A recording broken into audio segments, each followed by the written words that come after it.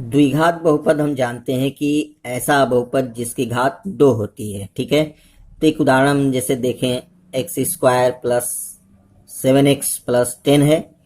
ये एक द्विघात बहुपद है। क्यों है? क्योंकि यहाँ x की पावर है 2। ठीक है, तो बहुपद की घात हम जानते हैं निकालना। बहुपद में जो सबसे बड़ा घात होता है, जिस पद की घात सबसे अधिक होती है, वही घात जो होता है वो उस बहुपद की घात कहलाती है। और जिस बहुपद की घात 2 होती है उसे हम द्विघात बहुपद कहते हैं। तो ये एक द्विघात बहुपद है। इसकी तुलना हम करें अगर मानक रूप से, तो मानक रूप क्या होता है इसका? मानक रूप द्विघात बहुपद का होता है a x square plus b x plus c होता है। ठीक है, तो ये जो बहुपद है x square plus b x plus c, ये इसको हम मानक रूप कहते हैं। जब इससे हम इसकी तुलना करेंगे तो हम ये देखेंगे कि यहाँ पे एक्स स्क्वायर का गुणांक है ए, तो यहाँ एक्स स्क्वायर का गुणांक यहाँ पे कुछ नहीं है तो 1 हुआ, यानी यहाँ ए बराबर हो गया 1। इसी तरह से यहाँ हम देखें तो यहाँ x का गुणांक है b, यहाँ मिलाएंगे तो x का गुणांक यहाँ है 7, तो b की जगह पे दिया हुआ है 7। इसके बाद यहाँ हम देखें तो ये है c, इसको हम अचर पद कहते हैं, और ये अचर पद यहाँ है 10। ठीक है, तो c जिसको हम अचर पद कहते हैं कितना है? 10 है। ठीक है, इस प्रकार हमको a, b और c ज्ञात हो गया। हमने इसमें बहुपदों के गुणांकों का पता लगा लिया। तो इसका गुणनखंड क्या होगा?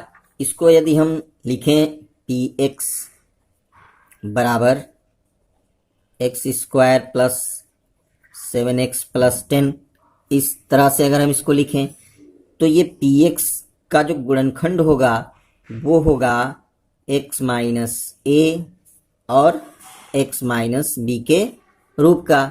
ये इसका गुणनखंड हुआ। ठीक है, px बराबर x माइनस a गुणे x माइनस b, ये इस द्विघात बहुपद का गुणनखंड हो गया। तो हमें a और b ज्ञात करना होगा। ठीक है, a और b यदि हम ज्ञात कर लिए तो हम इसका गुणनखंड आसानी से कर सकते हैं। ठीक है, इसका एक रूप और हम लिख सकते हैं px बराबर, इसको हम लिख सकते हैं x square plus a plus b x plus a into b. तो इस हिसाब से हम ये देख रहे हैं कि यहाँ ये मध्य पद कहलाता है और ये अचर पद है। ठीक है, तो यहाँ पर a और b का योगफल है और यहाँ a और b का गुणनफल है। तो ये जो अचर पद है ये a और b के गुणनफल के बराबर होगा। ठीक है, ये स्थिति और ये पहले वाली स्थिति दोनों भिन्न है, क्योंकि ये हमने क्या किया? मानक रूप से हमने तुलना किया। तो मानक रूप से जब तुलना किया तो ये मान आते हैं मानक रूप से तुलना करने पर a b c के। ठीक है, तो ये अलग चीज है। और ये गुणनखंड करने के लिए हमने इसको लिया है। तो गुणनखंड करने के लिए ये इसका px का ये रूप आता है, ये गुणनखंड रूप है। ठीक है, इसको क्या बोलते हैं? मानक रूप। ये मानक रूप है। और ये क्या है? इस द्विघात बहुपद के पदों के गुणनखंड है। ठीक है ना, तो ये क्या है? पदों के गुणांक। ठीक है ना, तो ये पदों के गुणांक, जैसे ये पहले पद का गुणांक है एक्स स्क्वायर का गुणांक, और ये x का गुणांक है, और ये अचर पद है। ठीक है, तो a को हम क्या कहते हैं? a को हम कहते हैं एक्स स्क्वायर का गुणांक। ठीक है, तो ये हो गया एक्स स्क्वायर का गुणांक। ठीक है, और ये b क्या है? ये x का गुणांक है। b क्या है? x का गुणांक है। और यहाँ क्या है? c, ये अचर पद कहलाता है। ठीक है, इसकी जरूरत हमें आगे पड़ेगी जब हम शून्यकों के योगफल और गुणनफल के बारे में जानेंगे तब। ठीक है, चलिए अभी हम गुणनखंड सीखते हैं। तो गुणनखंड करने के लिए हमें क्या करना होगा? गुणनखंड, द्विघात बहुपदों का गुणनखंडन किस प्रकार से किया जाता है, तो ये इस रूप में अगर हम ला दें या इस रूप में ला दें तो हमें गुणनखंड प्राप्त हो जाएंगे।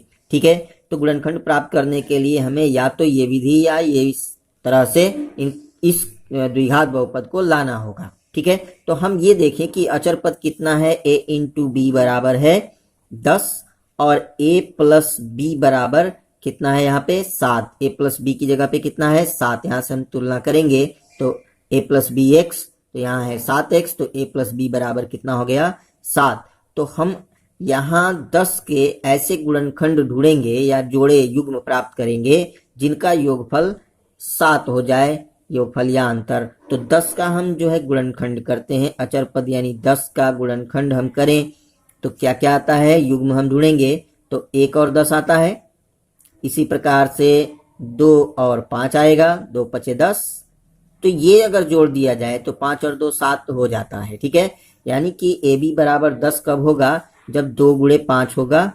और a प्लस बी बराबर 7 कब होगा, जब 2 और 5 को जोड़ देते हैं तो इस प्रकार हमें ये स्थिति प्राप्त हो गई। तो जब यह स्थिति प्राप्त हो गई तो हम इस स्थिति को भी लिख सकते हैं, ठीक है। यानी कि ए की जगह पे हम 5 लिख सकते हैं, बी की जगह पे हम 2 लिख सकते हैं, या ए की जगह पे 2 लिख सकते हैं और बी की जगह पे 5 लिख सकते हैं, ठीक है। तो चलिए हम इसको लिखते हैं। तो हम इस सवाल को हल करेंगे तो लिखेंगे x square plus 7x plus 10 equals to x square, और प्लस 7 की जगह पे हम क्या लिखेंगे, 2 प्लस 5 लिख सकते हैं, x plus 10 x square plus यहाँ पे मल्टीप्लाई करेंगे 2x प्लस यहाँ हो जाएगा 5x प्लस 10। इन दोनों में हम कॉमन लेंगे x को, तो यहाँ आएगा x प्लस 2, और इन दोनों में हम कॉमन लेंगे 5 को, तो x प्लस 10, सॉरी 2 5 जा 10, तो यहाँ x प्लस 2 होगा। अब ये हम देखें कि x प्लस 2 और x प्लस 2 इन दोनों टर्म्स में कॉमन है, ये एक टर्म हुआ और एक टर्म ये हुआ, तो x प्लस 2 कॉमन है इसमें भी और इसमें भी। तो क्या बचा यहाँ पे, यहाँ बचा x और यहाँ क्या बचा 5, तो x प्लस 5। तो ये किस रूप में आ गया, हमने जो ये दिखाया था इस फॉर्म में आ गया, जो हमने अभी बताया कि हम यहाँ पे 2 रख सकते हैं या 5 रख सकते हैं, या 5 है और यहाँ 2 रख सकते हैं। तो ये स्थिति आ गई। अब जब ये स्थिति प्राप्त हो जाती है तो हम आसानी से कह सकते हैं कि इसके गुणनखंड क्या होंगे, कि इसके शून्यांक होंगे 2 और 5, जो कि ऋण के 7 होंगे, ठीक है। तो चलिए हम लिख के देखते हैं कि यह क्या होगा, x प्लस 2, ठीक है ना, बराबर 0, या x बराबर हो गया कितना -2, और x प्लस 5 बराबर 0, या x बराबर कितना हो जाएगा -5। तो ये इसके शून्यक हुए, ठीक है। तो ये शून्यक निकालने का हमने गुणनखंड विधि से तरीका जान लिया, ठीक है। तो शून्यक, किसके शून्यक, x square plus 7x plus 10 के शून्यक क्या क्या हुए, -2 और -5, ठीक है। तो ये हमने शून्यक निकाला गुणनखंड विधि से। इस प्रकार हम शून्यक ज्ञात कर सकते हैं। दूसरी विधि होती है गुणनखंड प्रमेय विधि, गुणनखंड प्रमेय विधि, और इस विधि से भी हम शून्यांक निकाल सकते हैं या गुणनखंड ज्ञात कर सकते हैं। जैसे हमारा सवाल क्या था, x square plus 7x plus 10, तो इसमें अचर पद क्या है 10, ठीक है, अचर पद क्या है 10 है। इस 10 अचर पद का हम गुणनखंड जब करेंगे तो ये क्या क्या आता है इसके गुणनखंडों में, इसके गुणनखंड में आएगा 1 2 5 और 10। तो ये जो संख्या आ रही है 1 2 5 और 10, तो इनमें से कोई भी इसका गुणनखंड हो सकता है, ठीक है। तो जैसे मान लीजिए कि यहाँ पे हम इसको ले लेते हैं px, ठीक है, बराबर 0 कब होगा, जब यदि हम p की जगह पे 1 रख दें, ठीक है। यदि p1 इज इक्वल टू 0, तो p1 इज इक्वल टू 0 हो जाए तो क्या होगा कि x माइनस 1 इस बहुपद का एक गुणनखंड होगा, का एक गुणनखंड होगा। तो हम ये चेक करेंगे कि क्या x की जगह पे 1 रखने पर 0 हो रहा है या नहीं हो रहा है, तो हम रख करके चेक करें, ठीक है। तो चलिए हम देखते हैं, लिखेंगे यहाँ पे px is equal to x square plus 7x plus 10, और x की जगह पे हम रखेंगे 1, यानी p1 इज इक्वल टू 1 का square plus 7 into 1 plus 10 equals to 1 plus 7 plus 10, और यहाँ हम देख रहे हैं कि ये हो जा रहा है 18, ये इक्वल्स नहीं है 0 के। इसका मतलब है कि x माइनस 1 इसका एक गुणनखंड नहीं होगा। तो क्या हम -1 रख सकते हैं? देखते हैं।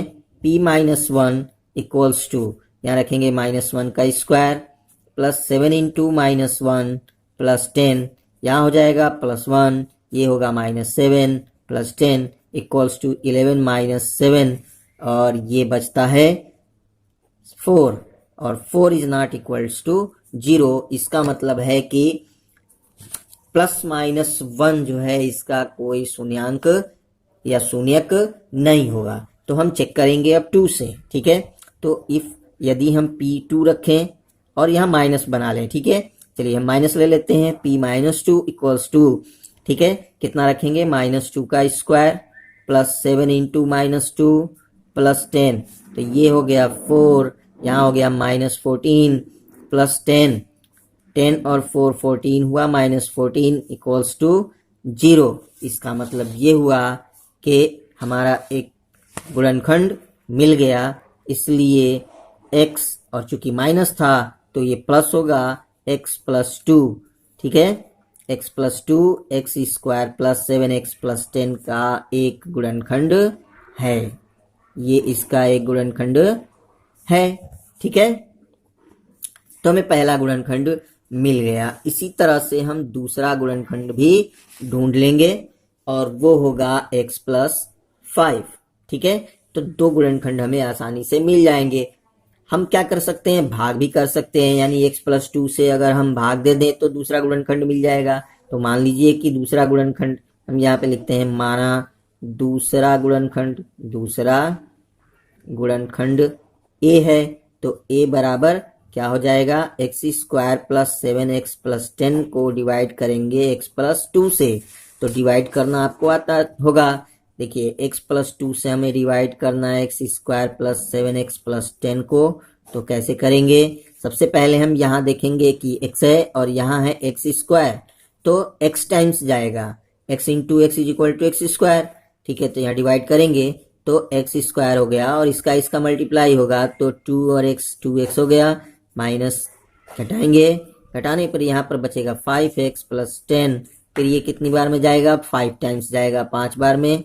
यहाँ 5 से गुणा करेंगे तो ये 5x हो गया, और प्लस 5 दूनी 10, और ये माइनस ये खत्म हो गया, ये भी खत्म हो गया, और हमारा शेषफल यानी रिमाइंडर क्या आया?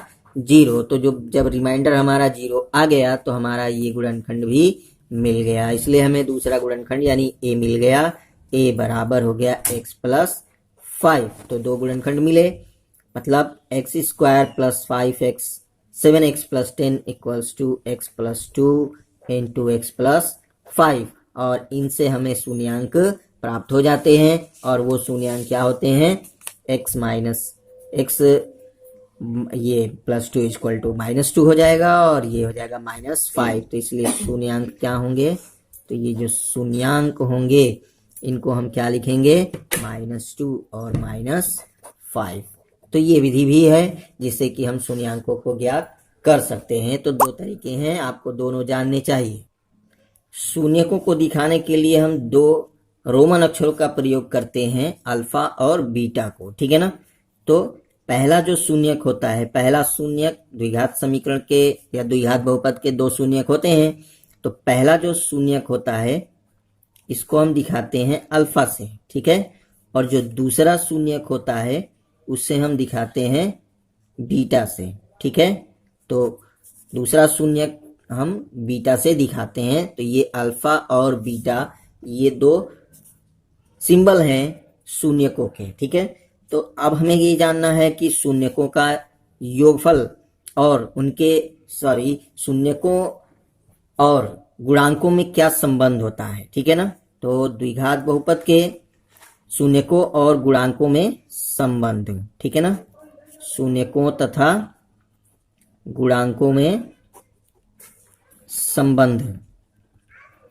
तो क्या संबंध होता है ये हमें ज्ञात करना है। तो अब हम देखिए योगफल पहले लिखेंगे। शून्यकों का योगफल होता है, इसको हम अल्फा प्लस बीटा से दिखाएंगे।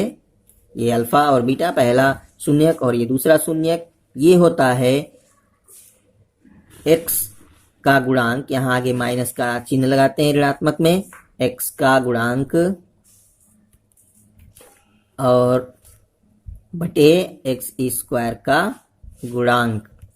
ठीक है, तो ये शून्यकों का योगफल का संबंध है कि शून्यकों का जो योगफल होता है वो शून्य बहुपद के गुणांकों, ठीक ना, x तथा एक्स स्क्वायर के गुणांकों का ऋणात्मक अनुपात होता है। ठीक है, तो ये हमें ज्ञात हुआ कि शून्यकों का योगफल माइनस एक्स का गुणांक बटे एक्स स्क्वायर का गुणांक। इसको हम x के गुणांक को हम किस अक्षर से दिखाते हैं, अभी हमने बताया था आपको, x के गुणांक को हम b अक्षर से दिखाते हैं और एक्स स्क्वायर के गुणांक को a अक्षर से दिखाते हैं। इसका मतलब ये हुआ कि alpha plus beta is equal to minus b by a. चलिए अब हम दूसरा जानते हैं कि शून्यकों का गुणनफल क्या होता है। ठीक है, तो शून्यकों का गुणनफल इसको हम दिखाएंगे अल्फा गुणे बीटा से, यानी अल्फा इंटू बीटा बराबर ये होता है अचर पद का मतलब जो हमारे लास्ट में आया था c। ठीक है, तो अचर पद बटा एक्स स्क्वायर का गुणांक। ठीक है, एक्स स्क्वायर का गुणांक, तो इसके लिए हम लिखेंगे अल्फा इंटू बीटा बराबर अचर पद को हम c से दिखाते हैं और एक्स स्क्वायर के गुणांक को a से दिखाते हैं, तो ये होता है c बाई a। इस प्रकार से हम इनके बीच रिलेशन या संबंध ज्ञात कर सकते हैं। चलिए संबंध तो जान गए, अगर हमें कोई बहुपद दिया गया हो, द्विघात बहुपद, और उसमें संबंधों की सत्यता की जांच करनी हो तो हम कैसे करेंगे। तो हमने एक उदाहरण लिया था x square plus 7x plus 10, जिसमें हमने शून्य ज्ञात किया था और इसके जो हम इसकी तुलना करेंगे मानक रूप से a x square plus b x plus c से, तो हमें इसके गुणांक मिल जाएंगे। यानी गुणांक क्या क्या हुए, a बराबर 1, b बराबर 7 और c बराबर 10। तो हम इसके शून्यांक भी हमने ज्ञात किया था। इसके शून्यांक क्या क्या थे, अल्फा बराबर आया था -2 और बीटा बराबर आया था -5। तो चलिए जांच करते हैं। तो जांच करेंगे, लिखेंगे अल्फा प्लस बीटा यानी शून्यकों का योगफल, तो -2 प्लस -5 बराबर कितना होगा, -7। तो ये जो -7 आया ये हम किस प्रकार से लिख सकते हैं, इसको हम इस प्रकार से लिख सकते हैं, ये माइनस हो गया और यहाँ लिखेंगे 7 और बटा करके हम लिख सकते हैं 1, लिख सकते हैं, बिल्कुल लिख सकते हैं। तो ये माइनस यहाँ रह गया और ये जो 7 है, तो यहाँ हम देखें द्विघात बहुपद में ये क्या है, तुलना करने पर ये है b। क्या है ये, b यानी x का गुणांक। तो ये मिल गया हमें x का गुणांक, ध्यान से समझिएगा बच्चों। ठीक है, तो ये हो गया x का गुणांक और यहाँ जो 1 है वो हमें क्या मिला था, a, और ये क्या है, एक्स स्क्वायर का गुणांक। तो ये हो गया एक्स स्क्वायर का गुणांक। तो क्या हमारा संबंध सत्य हुआ योगफल के लिए, तो सत्य हुआ, ठीक ना। तो शून्यकों का योगफल, तो ये हमारा संबंध हो गया सत्य। ठीक है, फिर जरा देखते हैं, ये हमारा संबंध सत्य हुआ। दूसरा देखते हैं गुणांक के लिए। ठीक है, तो क्या शून्यकों का जो गुणांक है वो सत्य है या नहीं है, इसकी भी जांच हम कर लेते हैं। ठीक है, तो चलिए हम जोड़ते हैं, गुणा करते हैं अल्फा इंटू बीटा यानी -2 गुणे -5। तो -2 और -5 का गुणा करेंगे, माइनस माइनस प्लस और 5 दूनी 10। इसको हम किस प्रकार से लिख सकते हैं, ऐसे लिख सकते हैं। तो यहाँ जो 10 है वो हमारे अचर पद के बराबर है, 10 था अचर पद। ठीक है, देख लेते हैं, देखिए ये अचर पद 10 है, यहाँ हमने c से दिखाया है c इक्वल टू 10। ठीक है, तो ये अचर पद हुआ और ये अचर पद को हम लिखेंगे अचर पद बटा एक क्या था, एक्स स्क्वायर का गुणांक। तो ये भी हमारा संबंध सत्य हुआ। ठीक है, तो इस प्रकार हम इसको लिखेंगे शून्यकों का योगफल। ठीक है, तो गुणनफल, शून्यकों का गुणनफल बराबर अचर पद बटे एक्स स्क्वायर का गुणांक। तो ये हमें संबंध निकालने का तरीका है कि सत्य है या नहीं है। ठीक है।